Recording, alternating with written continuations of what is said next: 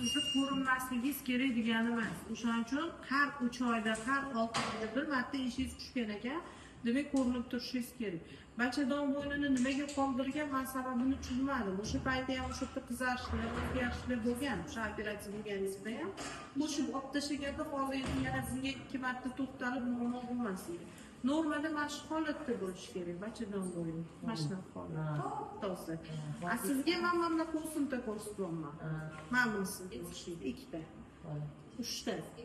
Bitta katta, bitta mana bu yonidagisi, yonida yana kichkinasi bor ekan. Mana bu sedikalni kanalni to'ldirib turibdi. Biz faqat old tomonni ko'ryapmiz-da, orqasi qayergacha davom etganini o'zingiz ko'radi.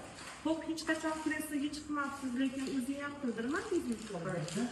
Sog'lom deb yo'nalishadi. O'zimizga keyin sog'lom deb. Endi o'zingizgachi har doim uchun ichidan ko'rib, siz hozir ichidan ko'rsangiz bu oqarib ko'rinadi. Baribir. Men o'zim aytmadim sizni kolposkopiya apparati kengaytirib ko'rdim shekar. Xo'p, qarang, Doppler rejimida o'zingiz qilganda bu joy ko'rinardi. O'zi mana shu joyga qon tomir kirib ketmaydi. O'simta turgani uchun o'sha yerga qon tomir kiradi, lavaga o'xshab yonib turadi.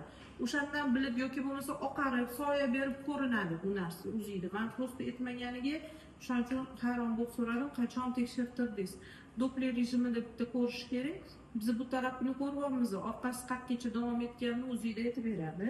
O'shancha joydan olamiz, buni gistologiyaga beramiz. Ekadi ko'radi. Keyingi taktika shunga qarab bu joyni kesib olib tashlanadi. Tomog'ini, noshkasi, oyoqchasi bo'ladi ichida. O'sha oxirgi joyigacha demak kesib olib, undan keyin kuydirib qo'yadi. Bu xavfsiz o'sibdi, hozircha xavfsiz. Qon tomiri bor-da, qachon portlashini